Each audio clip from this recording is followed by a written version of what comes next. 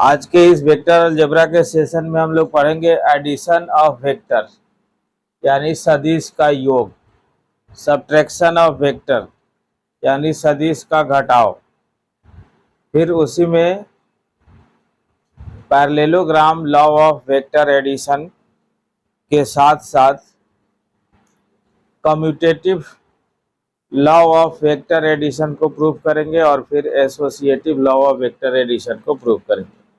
तो देखिए सबसे पहला जो है addition of vectors, addition of vectors. अच्छा, इसको एज ए रिजल्टेंट भी कह सकते हैं दो सदिश का। तो यहाँ पर देखिए जैसे दो वेक्टर्स अगर दिए गए हैं, एक वेक्टर ये और दूसरा वेक्टर ये बी, तो इस दोनों वेक्टर का एडिशन निकालना है। और चाहे जब भी ऐसा एडिशन निकालना हो तो सबसे पहले जो है पहला वेक्टर को हम लोग लिखते हैं और पहला वेक्टर का जो टर्मिनल पॉइंट होता है, टर्मिनल यानी अंतिम बिंदु, ठीक है, उस पॉइंट पर दूसरे वेक्टर का इनिशियल पॉइंट रखते हैं, दूसरे वेक्टर का इनिशियल पॉइंट रखते हैं। तो मान लीजिए कि यहाँ पर जो है ए बी एक जो है वेक्टर हुआ जो कि ए वेक्टर को रिप्रेजेंट कर रहा है और दूसरा वेक्टर जो है बी सी हुआ जो बी वेक्टर को रिप्रेजेंट कर रहा है। तो इस प्रकार से इसका जो एडिशन होगा वो पहले वेक्टर के इनिशियल पॉइंट से दूसरे वेक्टर के टर्मिनल पॉइंट की ओर, दूसरे वेक्टर के टर्मिनल पॉइंट की ओर, और इसका डायरेक्शन भी उसी प्रकार से होगा, यानी पहले वेक्टर के इनिशियल पॉइंट से दूसरे वेक्टर के टर्मिनल पॉइंट की ओर उसका डायरेक्शन भी होगा। और इसी को हम लोग triangle law of vector addition भी कहते हैं। इसी को हम लोग क्या कहते हैं? Triangle law of vector addition. यानी इसमें अगर देखा जाए कि फ्रॉम फिगर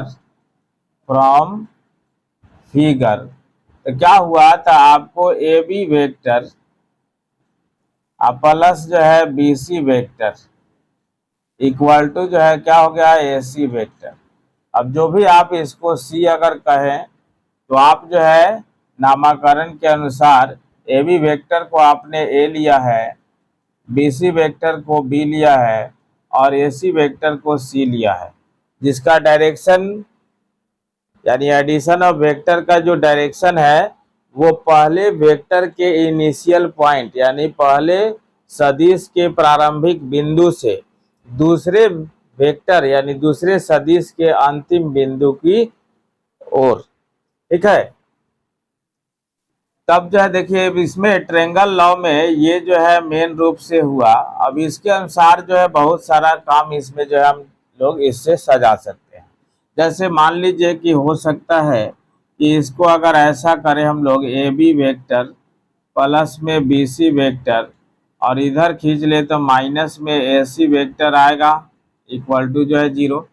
तो इसका मतलब है, अब देखिए हम लोग वेक्टर का डायरेक्शन अगर जो है बदले, मैग्नीट्यूड अगर उतना ही हो तो इसका मतलब है उसमें निगेटिव लग जाएगा।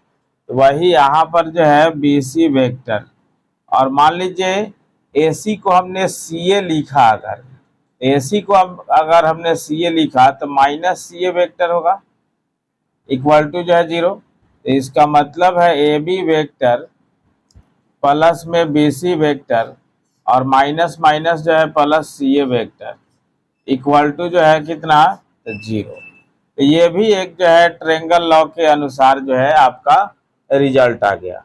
तो इसको हम लोग कहते हैं एडिशन ऑफ वेक्टर। और इसी फिगर से देखिएगा अगर डिफरेंस ऑफ वेक्टर निकालना हो तब जो है देखिए क्या होगा।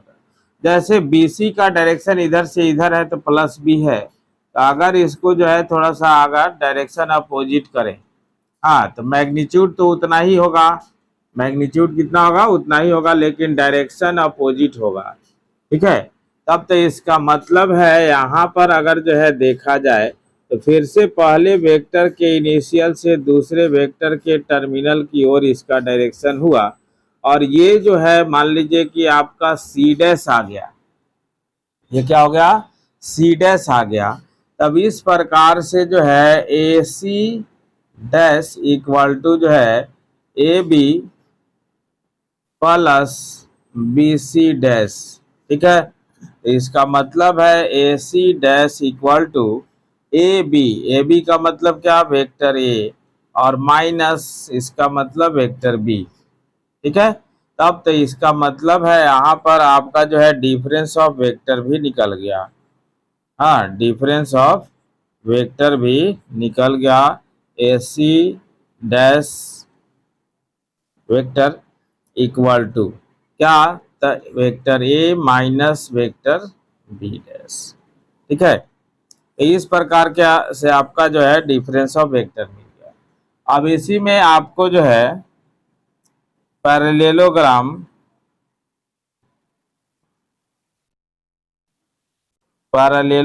लॉ ऑफ वेक्टर एडिशन,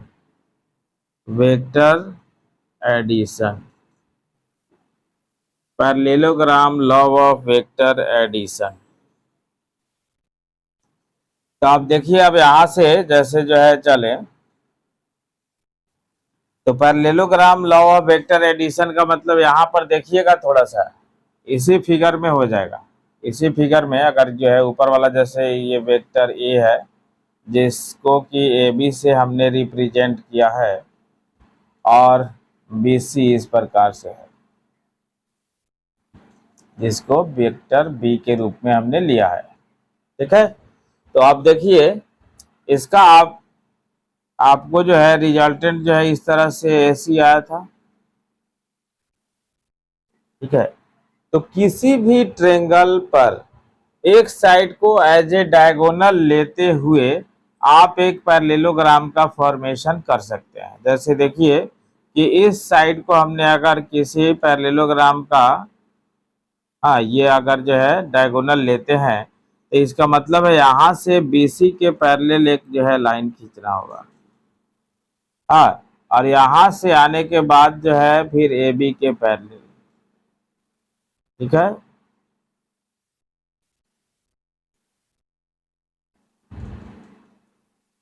और यहाँ से खींच दिए, तब तो यहाँ से देखिए कि ए बी सी डी यहाँ पर जो बना एक पैरेललोग्राम हो गया। तो इसका मतलब है ए बी जो है क्या है, वेक्टर ए है, और बी सी जो है क्या है, वेक्टर बी है। तब यहाँ पर जो है इसको भी आप वेक्टर बी कह सकते हैं, इसको भी वेक्टर ए कह सकते हैं, ठीक है। तो यही है parallelogram law of vector addition, यानी A C vector equal to जो है कितना, तब जो है ए बी वेक्टर प्लस कितना, तो बी सी वेक्टर, यानी यहाँ पर जो है A C vector equal to A B vector का मतलब vector A plus B C vector का मतलब वेक्टर बी। अब देखिएगा इसी प्रकार से जो है इसी पैरेललो parallelogram law of vector addition से हम जो है commutative law of vector addition को भी प्रूफ करें, ठीक है, प्रॉपर्टीज ऑफ वेक्टर एडिशन में। तो आप देखिए ये तो एक जो है डायगोनल मिल गया। अब जो है फिर तो ये किस ट्रेंगल में आया, तो आप लिख सकते हैं in triangle ABC, in triangle ABC, इतना जो है लेंगे। अब जो है नाउ इन ट्रेंगल अगर एडीसी चलते हैं तब इसका डायरेक्शन ऐसे होगा, इसका डायरेक्शन ऐसे होगा। तो इन ट्रेंगल एडीसी आप जो है जब चलेंगे तब लिखेंगे कि vector AD plus vector DC equal to vector AC, ये रिजल्टेंट आएगा। यानी कहने का मतलब क्या है कि AC vector equal to AD vector का मतलब कितना, vector B plus DC vector का मतलब तो वेक्टर ए, तो इस दोनों इक्वेशन में देख लीजिए, इस दोनों इक्वेशन में आपको AC वेक्टर ही मिल रहा है। तो दोनों इक्वेशन में जब AC वेक्टर मिल रहा है तो आप जो है यहां से फ्रॉम 1 and 2 आप जो है लिख सकते हैं क्या कि यहाँ पर vector A plus vector B equal to जो है vector B plus vector A। ये एक जो है प्रॉपर्टी ऑफ वेक्टर एडिशन हो गया, जिसको हम लोग क्या कहते हैं, commutative law of vector addition, commutative law of vector addition. अब हम लोग associative law of vector addition, associative law of vector addition. देखिए, इसके पहले हमने किया कम्यूटेटिव लॉ। कम्यूटेटिव लॉ का हिंदी होता है क्रम विनिमय नियम, यानी क्रम जो है इधर से उधर बदलता है, तो ये एडिशन ऑफ वेक्टर में काम करता है।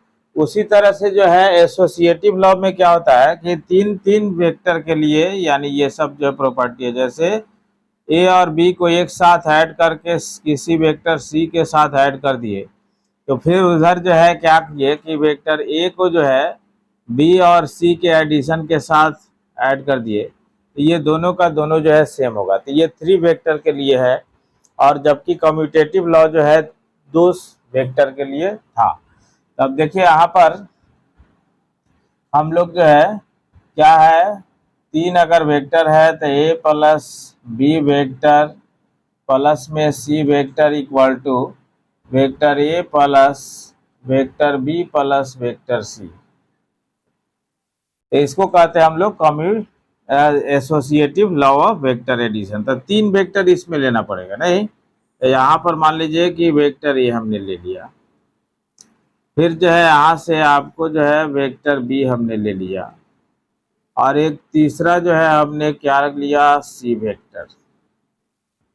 ठीक है, देखिएगा तो इस दोनों को प्रूफ करने के लिए जो है मतलब सेम फिगर को 2 बार लिखते हैं कि फिगर ज्यादा जो है कॉम्प्लिकेटेड दिखे नहीं। यही फिगर है बट जो है एक जो है इधर बनाते हैं, वेक्टर ए, यहाँ पर जो है वेक्टर बी, और यहाँ पर जो है वेक्टर सी। ठीक है, बस दोनों में क्या होगा, ड्रॉ थोड़ा सा अलग अलग आएगा। हाँ, तो यहाँ पर मान लीजिए कि पहले 2 वेक्टर का रिजल्टेंट हो गया यहाँ पर आपको ए बी सी, और फिर जो है एक रिजल्टेंट वेक्टर के का फिर जो है सी वेक्टर के साथ रिजल्टेंट हो गया यहाँ पर डी के साथ। ठीक है, तो उसी तरह का जो है देखिए यहाँ पर, तो अंतिम 2 वेक्टर का पहले रिजल्टेंट हम लोग इस फिगर में निकाले। ठीक है, तो अंतिम 2 वेक्टर का रिजल्टेंट निकालने के बाद फिर जो है पहले वेक्टर का इस रिजल्टेंट के साथ रिजल्टेंट निकाल दिया। दोनों में बस क्या है ना, ड्रॉ अलग अलग करेंगे, दोनों फिगर सेम है, तो नाम यहाँ पर ए बी सी डी। ठीक है, तो आप देखिए कि अगर इस फिगर 1 में काम करते हैं, फिगर 1 में, और ये जो है फिगर 2 हो गया। ठीक है, तो आप देखिएगा यहाँ पर कि फ्रॉम फिगर 1 क्या पहले, तो अगर AC वेक्टर निकलता है तो AC वेक्टर इक्वल टू जो है AB vector plus BC vector होगा, यानी AC वेक्टर इक्वल टू जो मिला आपको vector A plus vector B मिला। ठीक है, ऑल्सो हाँ, तो ये जो है किस ट्रायंगल में मिला, ABC में। ये जो है फ्रॉम फिगर इन ट्रायंगल जो है ABC मिला है, ABC। अब जो है नाउ इन ट्रायंगल ACD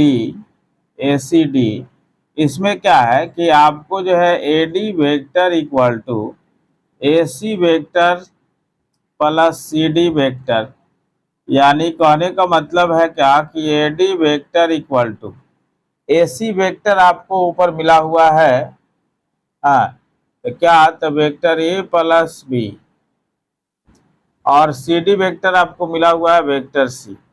ये एक जो है इक्वेशन हो गया। दूसरा फ्रॉम वन, वन से नहीं।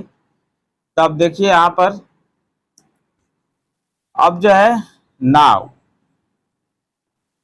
हाँ, फ्रॉम फिगर 2, तो फिगर 2 से जब चलेंगे तो इन ट्रेंगल पहले जो है BCD जब चलिएगा तब जो है आपको उसमें BD जो वेक्टर मिलेगा वो क्या मिलेगा, BC vector plus CD vector, यानी वहां से देखिएगा तो BD vector equal to BC vector का मतलब वेक्टर B या प्लस में वेक्टर C है, ठीक है ना।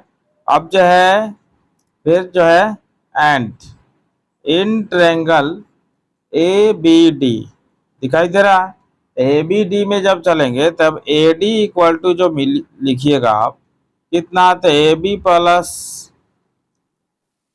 हाँ, BD, ठीक है। तो अब इसमें जब काम करेंगे देखिए यहाँ पर ये तीसरा हो गया, तो AD वेक्टर इक्वल टू, हाँ, AB वेक्टर का मतलब तो वेक्टर ये है ही, अब प्लस BD वेक्टर इक्वेशन 3 में मिल गया है क्या, तो vector B plus vector C के रूप में। ये चौथा हो गया फ्रॉम 3 यूजिंग इक्वेशन 3 के यूज से ये कर लिया। अब देखिएगा दोनों फिगर सेम है, दोनों फिगर में आपको जो है AD ही निकला हुआ है, ठीक है, या इक्वेशन 2 में फ्रॉम फिगर 1 से निकला हुआ है, इक्वेशन 4 में फ्रॉम फिगर 2 से निकला हुआ है। तो इसका मतलब है फ्रॉम इक्वेशन कितना 2 एंड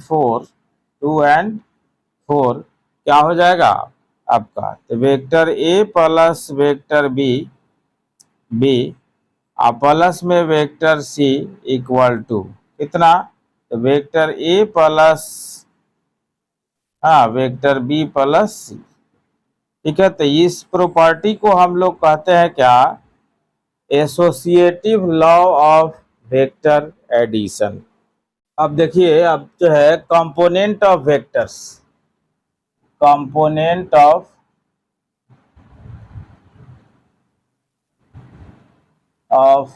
वेक्टर्स, यानी जो है सदिश का घटक। तो सदिश का घटक भी दो तरह का घटक होता है, एक जो है स्केलर कंपोनेंट और दूसरा जो है वेक्टर कंपोनेंट। तो जैसे देखिएगा कोई वेक्टर लेके हम लोग जो है एग्जांपल से सीखते हैं, जैसे वेक्टर A इक्वल टू हमने लिख दिया कि 3i cap plus 2j cap plus 5k cap, ठीक है। तो इतना लिखने का मतलब क्या हुआ, तो इसमें क्या हुआ कि देखिए ये आई जे के जो है होता क्या है कि unit vector in the direction of XYZ axis. जैसे XYZ एक्सिस अगर हम लोग जो है दर्शाएं, ठीक है, XYZ,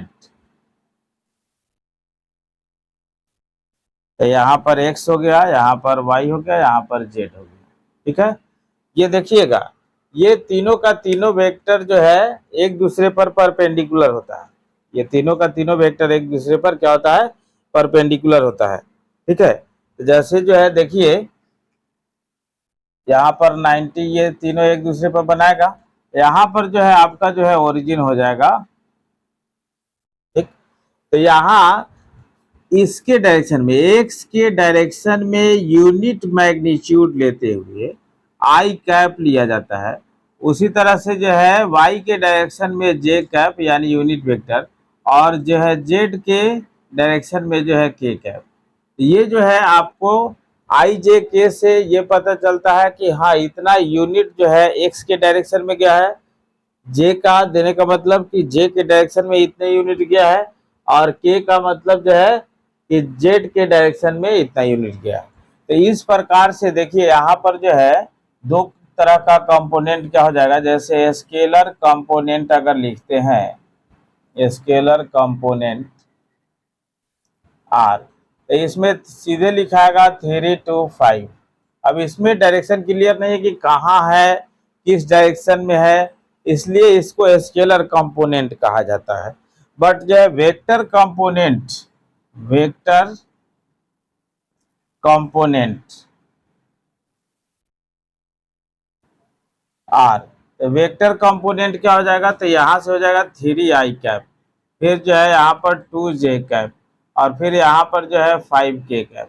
अब देखिए इससे जो है ये पता चल रहा है कि x के डायरेक्शन में 3 यूनिट चला हुआ है, y के डायरेक्शन में 2 यूनिट चला हुआ है, और z के डायरेक्शन में 5 यूनिट चला हुआ है। इसलिए इसको वेक्टर कंपोनेंट कहेंगे, क्योंकि इसमें डायरेक्शन पूरा कन्फर्म है, और इसमें डायरेक्शन कन्फर्म नहीं है, इसलिए इसको हम लोग क्या कहेंगे, स्केलर कंपोनेंट्स कहेंगे। यानी कोई भी वेक्टर जब दिया हुआ है, तब देखिए इधर का साइन भी लिखाता है, ऐसे इसमें सब प्लस है इसलिए नहीं लिखे, लेकिन जिसका भी जो भी हो उस साइन के साथ लिख सकते हैं। स्केलर कंपोनेंट का मतलब क्या, आई जे के का जो गुणांक होगा, जो कोफिशिएंट होगा आई जे के का, वो हो जाएगा आपको स्केलर कंपोनेंट, जबकि आई जे के और कोफिशिएंट विथ साइन के साथ जो होगा वो वेक्टर कंपोनेंट होगा। अब इसमें देखिए उसके बाद जो है देखिए position vector, position vector, position vector क्या है, हाँ यानी स्थिति सदिश। तो पोजीशन वेक्टर है क्या कि जैसे मान लीजिए कि किसी रेफरेंस पॉइंट, जैसे ओरिजिन हम लोग लेते हैं, ठीक है, तो ओरिजिन जैसे यहाँ पर हमने लिया है, तो वही जो है यहाँ पर देखिए एक्स वाई जेड अगर हम लोग बनाते हैं इसे एक्स वाई जेड, तो एक्स वाई जेड यहाँ पर जो है ओरिजिन हो गया। इस ओरिजिन के रिस्पेक्ट में कोई जो है पॉइंट हमने लिया, मान लीजिए कि ए, ठीक है, तो ए जिसका कोऑर्डिनेट जो है जो भी है x1 y1 z1 है, ठीक है, क्या है x1 y1 z1 है। तब जो है जा करके देखिए कि इस पॉइंट ए को विथ रेस्पेक्ट टू ओ यानी origin, with respect to origin हम लोग कहेंगे क्या कि ए को इसका पोजीशन कहेंगे x1 y1 z1, जबकि ए जो है पोजीशन हो गया, जैसे वेक्टर लिखते हैं उस तरह से। बट जो पोजीशन वेक्टर अगर लिखना है तो यहाँ पर इस प्रकार से लिखेंगे ओ ए, यानी पोजीशन वेक्टर का डायरेक्शन, किसी भी पॉइंट का जब पोजीशन वेक्टर लिखते हैं तो उसका direction origin to the point होता है, ओरिजिन टू द पॉइंट, यानी मूल बिंदु से उस बिंदु की तरफ जो है उसका दिशा होता है। यानी ओ ए वेक्टर जो हो जाएगा, जैसे एक्स कोऑर्डिनेट में आई लगा देंगे, प्लस वाई कोऑर्डिनेट में जे लगा देंगे, प्लस जेड कोऑर्डिनेट में के लगा के ऐड कर देंगे। अब जो भी साइन होगा उस साइन के साथ आएगा, ठीक है, यानी ऐड कर देना है उस साइन के साथ, तो प्लस माइनस जो भी आ सकता है। तभी इसको हम लोग जो है कहते हैं क्या कि पोजीशन वेक्टर हो गया। ये किसी भी पॉइंट का एक्स कोऑर्डिनेट, वाई कोऑर्डिनेट और जेड कोऑर्डिनेट के साथ क्रमशः x1 के साथ आई, y1 के साथ जे और z1 के साथ के, यानी x कोऑर्डिनेट के साथ आई लगाना है, क्योंकि आई जो है x के डायरेक्शन में यूनिट वेक्टर को दर्शाता है। y के साथ जो है y यानी जे लगाना है, और z कोऑर्डिनेट के साथ जो है के लगाना है, और उस सब को जो है लगा करके ऐड कर देना है बस। यानी साइन अगर निगेटिव पॉजिटिव हो तो उसके अनुसार साइन आएगा। तो इसको हम लोग कहते हैं क्या, पोजीशन वेक्टर। क्या कहते हैं, पोजीशन वेक्टर। अब जो है यहाँ पर देखिए कि वेक्टर ज्वाइनिंग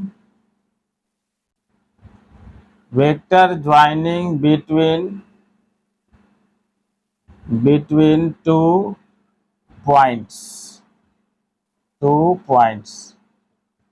यानी जो है दो बिंदु दो बिंदु को जोड़ने वाले सदिश, यानी दो अगर बिंदु दिया हुआ है और उससे आपको सदिश निकालना है, तब जो है हम लोग कैसे निकालेंगे। जैसे मान लीजिए कि यहाँ पर जो है आपको जो है ये दे दिया, ये ठीक है।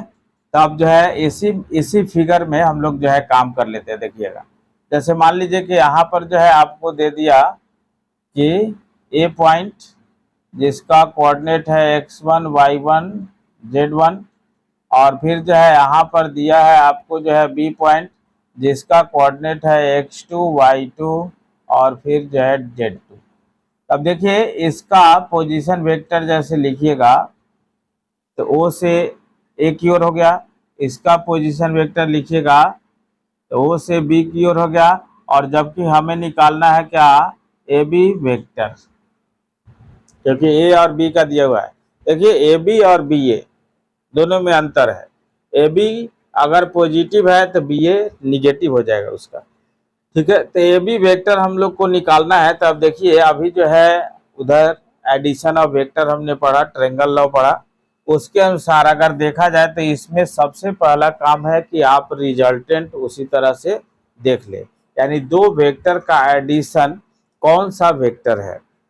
इसमें देखिए कि पहले वेक्टर के टर्मिनल पॉइंट से दूसरे वेक्टर का इनिशियल पॉइंट रखा गया है। तो इसका मतलब है कि यहाँ पर OB जो है इसी फिगर से प्रूफ हो रहा है, OB जो है आपका क्या हो जाएगा, तब addition of two vector OA और AB हो जाएगा। तब जो है यहाँ पर जब चलिएगा तो फ्रॉम फिगर सबसे पहले पोजीशन वेक्टर ऑफ OA, तो इसके अनुसार तो आएगा क्या, x1 i cap plus y1 j cap plus z1 k cap, और OB वेक्टर इक्वल टू तो कितना, तो x2 i cap plus y2 j cap plus z2 k cap आएगा। तो OA और OB आ गया, ए का और बी का पोजीशन वेक्टर आ गया। अब हमें जो है इसमें जो है ट्रायंगल लॉ के तहत काम करना है।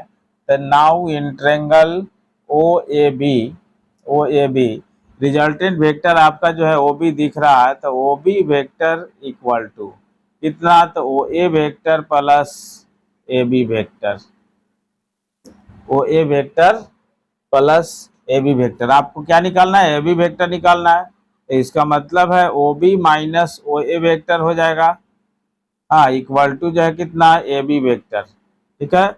यानी AB vector equal to OB। तो OB वेक्टर को क्या लिखते हैं यहाँ पर देखिए, x2 i cap plus y2 j cap plus z2 k cap, और फिर जो है minus x1 i cap plus y1 j cap plus z1 k cap. यहाँ पर यानी AB वेक्टर जो मिला आपको वो क्या मिला, तो x2 minus x1 i cap plus y2 minus y1 j cap plus z2 minus z1 k cap, ठीक है। यानी जब भी किसी भी दो पॉइंट के बीच का वेक्टर निकालना हो, तो अब जो है आपके ऊपर डिपेंड है कि किसको आप जो है हाँ कैसे ले रहे हैं। जैसे ए बी ले रहे हैं तो ए बी लेने का मतलब क्या हो गया कि ए इनिशियल हो गया, बी टर्मिनल हो गया। ए बी वेक्टर कहने का मतलब क्या है कि ए प्रारंभिक हो गया, बी अंतिम हो गया। तो अंतिम में से प्रारंभिक को एक्स कोऑर्डिनेट का डिफरेंस, वाई कोऑर्डिनेट का डिफरेंस और जेड कोऑर्डिनेट का डिफरेंस निकाल के और उसके साथ आई जे के अप्लाई करके और बस ऐड कर दीजिए, तो उस दोनों पॉइंट को जोड़ने वाला जो है वेक्टर प्राप्त हो जाएगा। जैसे मान लीजिए कि एग्जाम्पल के तौर पर, ठीक है, कि हमें जो है आपको दिया हुआ है कि ओ ए वेक्टर कुछ दिया हुआ है, तो ओ ए वेक्टर कुछ दिया हुआ है कि 2i cap minus 3j cap plus 4k cap, फिर ओ बी वेक्टर दिया हुआ है, ठीक है।